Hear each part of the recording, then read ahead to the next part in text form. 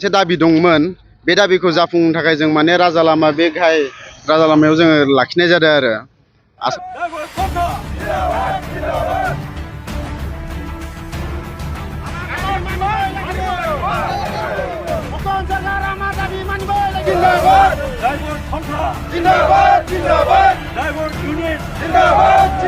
मोनसे दाबि दंमोन बे दाबिखौ जाफुंनो थाखाय जों माने राजा लामा बे गाहाय राजा लामायाव जोङो लाखिनाय जादों आरो আসামিজ রকম আমার সিমেন্ট চাপৰি মটৰ শ্ৰমিক জনতা ফেডাৰেশ্যনৰ পৰা আমি গাড়ী ৰখাব বিচাৰিছিলোঁ তাতে আহি কিনি আমাৰ সিমেন্ট চাপৰি পুলিচ থানাৰ পৰা আমাক আহি কিনি মানে দাদাগিৰিৰ নিচিনা মানে আমাক খেদি দিছে গাড়ীকেইটা যাবলৈ দিছে এফালে ধেমাজি ডিষ্ট্ৰিক্ট এফালে Dhemaji all Assam secretary president union সেক্ৰেটাৰীবিলাকে আমাক এইটো বেনাৰটো বনাই দিয়া হৈছে 24 ঘণ্টা তাতে পুলিচকেইটা আহি কিনি মানে দাদাগিৰিৰ নিচিনা মানে সিমেন্ট চাপৰি পুলিচ থানাই আহি কিনি মানে আমাক গাড়ীকেইটা যাবলৈ দিছে তাতে মানে मा बुङो नोंसोर दा पुलिसफोरा थांफिननो होबाय नोंसोरखौ बा गारिफोरखौबो थांफिनजोबनो होदों না পুলিচৰ এইটো দাদাগিৰি হৈছে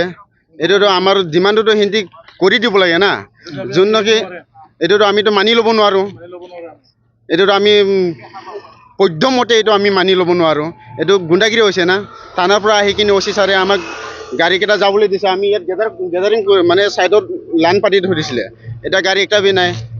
এতিয়াতো ড্ৰাইভাৰকেইটাতো সিহঁতি নিজে নিজে গম পাই পেলাই মানে আমি ৰখাবই দৰকাৰে হোৱা নাই সিহঁতি বন্ধটো বুলি জানি কিনি ছাইডত নিজে নিজে ৰখাই থৈ দিছে তাতে মানে চিমেণ্ট চাপৰি পুলিচ থানাটো আহি কিনে আমাক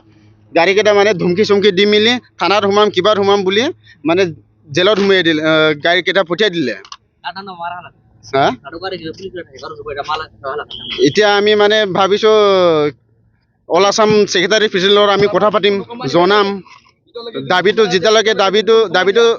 যেতিয়ালৈকে নামানো তেতিয়ালৈকে আমি মানে ইয়াৰ পৰা মানে নাযাওঁ আমি ইয়াতে মানে ঘাই পথাৰতে মানে খাৰা হৈ থাকিম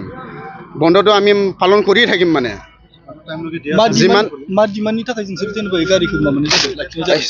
যিমান আমাৰ ডিমাণ্ডটো হ'ল মানে যোন নাকি গাড়ী যোন নাকি আমাৰ মানে চৰকাৰৰ পৰা ডিমাণ্ড হৈছে যে যোন নাকি ড্ৰাইভাৰকেইটা আছে আমাৰ তাৰ মানে চৰকাৰৰ পৰা ইমান একটা ডিমাণ্ড হৈছে চৰকাৰৰ ফালৰ পৰা কিবা একটা সহায় দিব নেকি ড্ৰাইভাৰক কিবা মানে চৰকাৰে আমাক কিবা অনুদান মানে মইনা চিষ্টেম কিবা একটা সহায় দিব নেকি যেনেকৈ কমাৰ্চিয়েল গাড়ীৰ যোনটো ড্ৰাইভাৰ আছে সেই তেখেতক আমাক মানে ড্ৰাইভাৰসকলক আমাৰ ইউনিয়নৰ যোন ড্ৰাইভাৰ গাড়ী চলায় সিহঁতক কিবা একটা সহায় দিব নেকি যিমানেই নহওক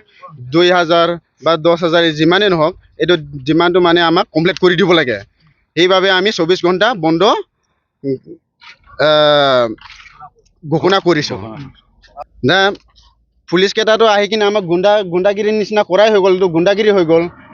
এইটোতো বহুত চিমেণ্ট চাপৰি থানা অচি ছাৰেতো বহুত এইটো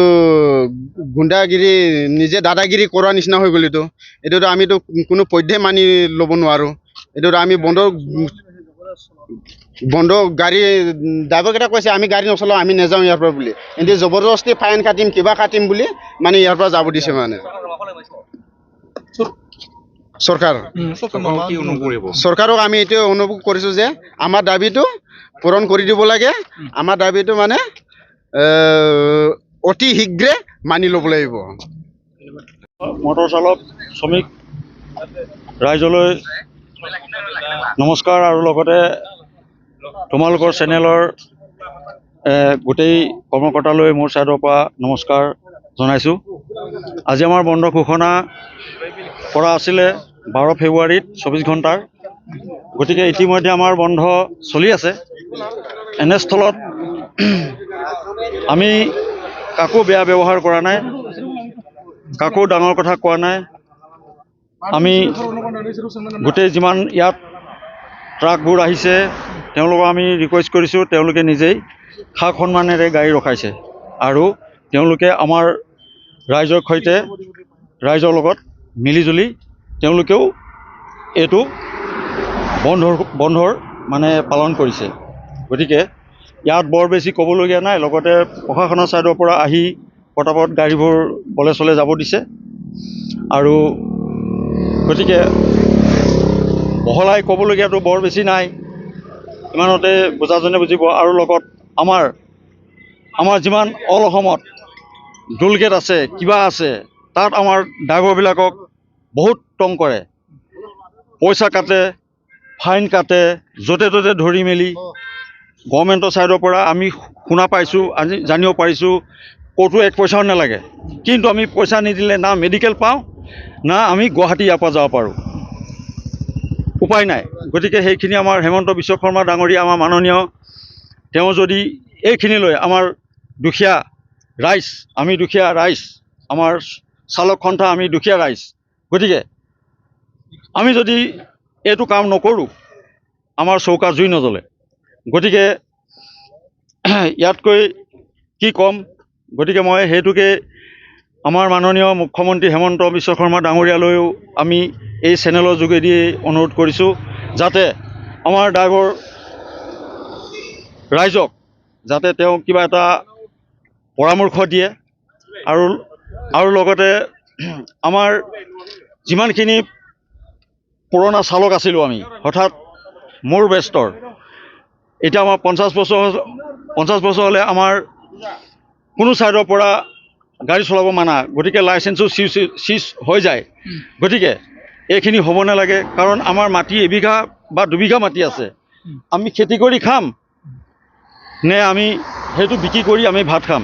আমি যদি কাম কৰিব নাযাওঁ, আমাৰতো গাত জোৰ আছে, কাম কৰিব পৰা জোৰ আছে, আমি গাড়ী চলাব পৰা আমাৰ শক্তি আছে। গতিকে আমাক যাতে গভৰ্ণমেণ্টে সেইটো সহায় কৰিব লাগে, আমাৰ লাইচেন্সবোৰ চিজ কৰিব নালাগে। 1 নম্বৰ কথা, 50 বছৰ হৈ যোৱাৰ পিছতো আমাৰ লাইচেন্সবোৰ ভেলিডেট কৰিব নালাগে, আৰু লগত আমাক কিছু সহায় কৰি গ'লে মই